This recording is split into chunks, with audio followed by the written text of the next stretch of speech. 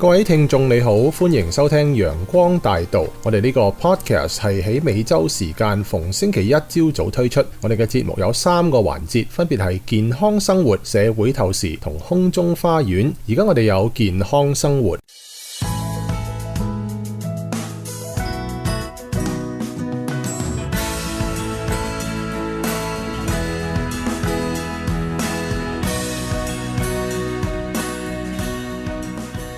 各位聽眾早晨，而家又嚟到健康生活嘅環節啦。早晨啊 Peter、Rosanna， 早晨 Hello， 大家好。早晨 OK， 而家又輪到呢個 creation 呢個 topic。上幾集呢，我哋又講到 C 啦、R 啦，上個禮拜就 E 啦 ，environment。今日我哋又講 A 啦 ，activity 活動啦。活動。我想問你啦 ，Peter， 你咁忙，阿 Rosanna 你又咁忙啊、night shift 喎，你有冇做運動啊？有冇喐動啊？唔係而家喐動，唔係講運動先。OK， 有冇喐動啊？呢度好緊要。喐動有，不過唔夠多，我覺得係唔夠多，不過都盡量啦。譬如話我個 office 喺2樓噶嘛，我就唔坐 lift 上去啦。咁啊行樓級啦，泊車泊遠啲咁多，行多幾步咯。咁你咪有啲喐動咯，係咪？同埋我哋喺醫院等 lift 其實等好耐嘅，我都好多時都寧願行樓梯，又可以藉呢個機會做下運動。其實做呢咁多喐動對我哋人體有咩幫助呢？有好多人有好多幫助啦。第一樣嘢可以幫助你嗰個肌肉嗰方面可以堅強啲咁多啦，減肥啦，可以減肥啦，同埋清醒頭腦啦，係咯，對血液循環啦，可以循環啲咁多啦。嗱，我咧而家咧就係多數都係坐 office 多嘅，有時候出下街啦。坐 office 多咧，我都會起身行下㗎。我咧就即係提醒自己咧，坐1個鐘頭啦，我就起身啊，走過隔離嘅診所啊，或者點樣啊，咁你行10分鐘又翻嚟咁咯。有冇最近睇到個電視嗰個 commercial 啊？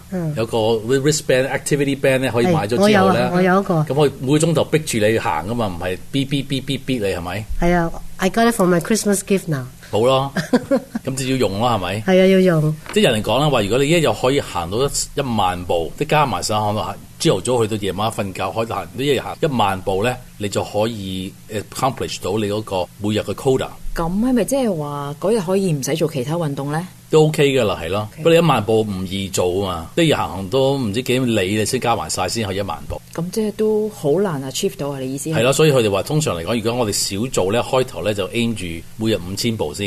咁你要買一個啲 pedometer，即係可以測到自己每日行幾多步。咁行5000步，行咗5000步之後咧，就慢慢加上去咯。Hey Peter， 其實我想 clarify 咧，有一個 concept 咧，我覺得有好多人咧話，嘿，我啲工作成日都係喐動好多嘅，需要好多運動量嘅。咁我其實仲使唔使要再做運動咧？咁你夠唔夠1萬步啊？唔知㗎，但係我發覺咧，我認識好多人都我成日叫佢話，佢成日都覺得身體唔舒服，我都唔舒服。咁你有冇喐動啊？唔好成日坐喺度啊，喐動下，等你啲身體健康，血氣循環下。邊度得閒啊？我份工已經夠晒㗎啦，咁樣咁多咁多喐動，咁夠唔夠？即係有啲喐動係大嘅肌肉喐動，有啲係細嘅肌肉喐動。咁你睇下嗰個喐動嗰度係點喐動法啦。如果你覺得話係大肌肉喐動得太多，會唔會係要揾方時間係 rest 下休息下咧？同埋咧，一定要繼續話 concentrate。我哋今日要係做一個 cardio，對心裏邊嘅喐動。有時你大喐動咧就係搬下嘢，未必係對個心裏邊有好處嘅喎。其實我覺得咧，如果你 set 一個自己嘅時間去做運動咧，係對你嗰個 psychologically 心理有所影響嘅，同你工作上多量運動咧係唔同嘅，心情唔一樣嘅，都係需要好多體力去做一樣嘢。但係如果當你真係 set 一個時間去做運動嘅時候咧，你嘅心情同你做工嘅運動量咧係兩樣唔同嘅。同埋你做嗰啲運動咧，有可能會令到個腦筋放嗰啲 endorphin 出嚟嚇。係啊，啲 endorphin 就會令到你個人咧就開心啲嘅。係啊，同埋嗰 endorphin 咧可以有咩地方唔啱嘅咧，可以 repair 咗佢，係咪？同埋要做一啲你自己真係想做同埋中意做嘅運動咯。你唔可以逼自己做啲你唔係咁喜愛運動。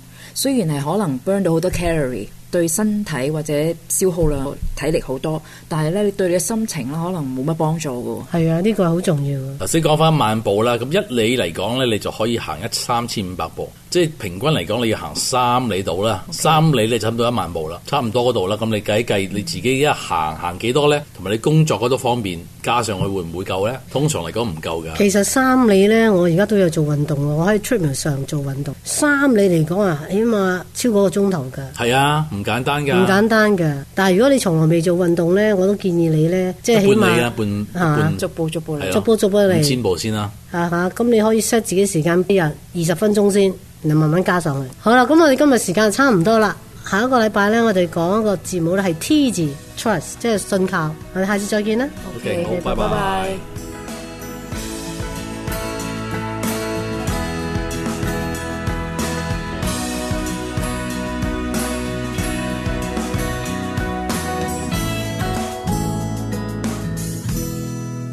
嚟到社會透視嘅時間，我係思素。咁羅馬天主教會上次就選出咗來自美洲嘅教宗，不過呢，方濟各本身都係100%嘅意大利裔嚟嘅，佢阿爸都係佢出世之前7年先至由意大利移居去阿根廷嘅啫。最近又選出咗一位來自美洲嘅教宗啦，你可以話佢又係南美洲人嘅，因為呢位良14世係2023年搬去教廷履新之前呢，喺秘魯做神父做主教係成38年。仲入埋秘魯籍啊，當然亦都係西班牙語流利啦。咁啊 Pope Leo 雖然得嗰頭3年嘅神父生涯喺美國，不過佢之前5年嘅修士同埋之前22年都係喺美國土生土長嘅，所以呢一次選出佢嘅重點呢，就係佢係土生土長嘅英語人。只要佢肯開口講呢，全世界好多人都唔使翻譯噶啦。咁當然啲羅馬教廷啊，通常唔係拉丁文就係意大利語噶啦。咁但係如果佢以後出訪唔係西班牙語嘅地區呢，就極大機會呢係直接講英語啦。英語喺上世紀2次世界大戰之後呢，迅速取代咗法語成為世界最主要嘅通用語言。最大嘅因素當然就係原有嘅大英帝國就有呢個美國崛起嘅繼承啦。咁其實呢一次所謂英語征服羅馬教廷之前呢，已經就攻陷歐洲啦。而家就算冇咗英國嘅歐盟啊，都仲係主要靠英語運作嘅。咁過去大半個世紀以來啊，歐洲、亞洲、非洲各國嘅好多人都係以英語為首要嘅學習嘅外語。歐洲咧，幾乎所有跨國跨語言嘅交流都變成英語啦。例如各自得幾百萬嘅北歐人啊，原本互相都聽得明一大半嘅，咁但係因為佢哋英語太流利啦，新一代已經覺得咧，不如一齊講英語，方便過勉強講對方語言啦。世界各國嘅領袖就更加通常都係啲精英級啦，就算國民英語唔流利啊，啲領導人英語程度都可以好高噶。拉丁美洲有好多西語國家咧，好幾個總統其實都係留學美國，識講英語。又有智利總統咧，就高中讀英國國際學校，咁佢又識英語嘅。薩爾瓦多個阿拉伯裔總統咧，亦都因為家族生意咧識英語，訪問美國首都見記者咧都唔使翻譯噶啦。烏克蘭總統近年就頻頻出訪就求援啦，咁亦都冇辦法英語唔流利啦。咁而識聽唔識講英語嘅世界領袖其實都唔少噶，例如咧，北朝鮮嘅肥仔金啦，細個嘅時候喺瑞士嘅德語區讀書長大嘅，咁應該都聽得明英語，但係講就未必咯，因為始終咧佢都未叫做所謂浸過鹹水嘅，仲係靠翻譯比較方便啦。咁不過又當然啦，好多英語但係唔係英國裔嘅國家咧，其實都係因為英語係全國各族第一共通語言，咁先至叫做官方語言啫嘛。例如亞洲有新加坡啦、菲律賓啦、印度啦、巴基斯坦等等吓。非洲就更加係主要以前歐洲殖民者嘅語言做官方語言啦，英語、法語就最多啦。所以有個怪現象咧，就係法國本土嘅人個個都有一定嘅英語程度，但係非洲或者來自非洲嘅移民咧，就好可能咧只識法語就唔識英語啦。即係要英語翻譯法語咧，就唔係俾法國人聽嘅。總之咧，隨住語言交流同資訊文化嘅進步咧，傳統上領導人各自有翻譯更新嗰種嘅交談模式咧，已經係逐漸改變，未必再係咧全程雙向靠翻譯，而係咧要睇每個情況唔同咧會改變嘅。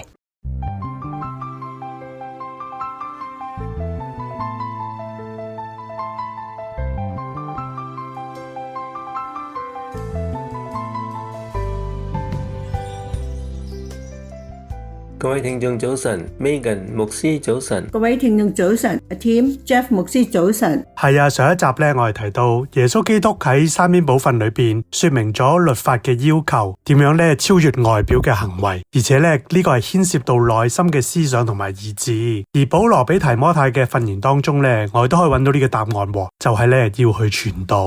保羅繼續囑咐提摩太咁樣講：你卻要凡事謹慎，忍受苦難，做傳道嘅功夫，盡你嘅職分。保羅知道佢當跑嘅路就嚟要跑完啦，所以佢希望提摩太繼續承接佢嘅工作，保衛教會脫離仇敵嗰啲足以引誘佢哋偏離純正福音嘅種種嘅荒謬嘅言語同埋異端。保羅勸誡提摩太務要規避嗰啲俗世嘅事業同埋牽掛，以致難咗佢唔能夠完全獻身為上帝工作。亦都勸提摩太要用愉快嘅心情，用各樣嘅方法學習基督點樣為世人造福，並且要忍受因為自己嘅忠心所引起別人對佢嘅反對、辱罵同埋逼迫，務要盡佢傳道嘅職分。保羅嘅生活係佢所教導真理嘅例證。保羅嘅能力唔單單係咁樣，佢嘅心充滿咗深切嘅責任感。保羅一面工作啦，一面就為公義啦、恩慈啦、真理嘅根源嘅主保持聯絡。佢堅守基督十字架係佢唯一成功嘅保證。救主嘅愛乃係保羅唔變嘅動機，呢個愛支持咗佢，使保羅自己喺同自我鬥爭嘅時候，同埋邪惡掙扎嘅時候，並為基督服務嘅時候，能夠冒住世人嘅敵視同埋仇敵嘅反對，勇敢咁樣前進。教會喺現今危險嘅日子中所需要，乃係一大堆嘅工人，好似保羅自己一樣，已經造就好自己喺上帝嘅事上有深切嘅經驗，並且心中係充滿懇切同埋熱誠嚟做一個有用嘅工人。係啊，所以教會需要一班聖潔同埋有犧牲嘅工人。同樣佢哋唔會懼怕負責任，同埋唔會逃避試煉嘅工人。呢班工人要勇敢真誠，同埋需要有基督喺心裏邊，俾佢哋有榮耀盼望嘅工人。佢哋嘅口唇需要有呢一個聖潔嘅火，願意去傳道。而家教會淨係少咗呢一批咁嘅傳道人，所以上帝嘅聖工有時顯得軟弱無力，而且有好多嚴重嘅異端，正係好似致命嘅毒物咁樣敗壞緊呢啲嘅工人，挫折緊好多人類嘅希望。保羅重新急切咁樣要求提摩太盡可能咁樣喺冬天以前趕到佢嗰度。佢提到自己嘅孤寂無伴，因為有幾個朋友遺棄咗佢，佢又因工作嘅需要差派咗其他嘅人出去傳道。保羅唯恐提摩太遲遲唔嚟，又怕以弗所嘅教會係需要提摩太嘅幫助，唔肯放提摩太走，所以保羅講明，我已經打發咗推基古去代替咗提摩太嘅位置。喺呢封信差不多最後嘅時候，保羅述說自己尼祿面前受審，佢嘅兄弟離棄佢，守約嘅上帝點樣用恩典支持住佢。之後佢就同忠心嘅同工問候咗之後，佢就結束咗呢封信啦，將親愛嘅提摩太交託俾牧長耶穌基督保護。當保羅最後喺尼祿面前受審判嘅時候，尼祿皇帝深受佢嘅言語嘅感動，甚至遲遲唔予以判決，又唔放佢，又唔判處呢個被告嘅上帝嘅僕人。但係冇幾耐之後，尼祿對於保羅嘅毒恨重新發作啦。各位聽眾，今日時間已經到啦，我哋下次再同大家分享，再見。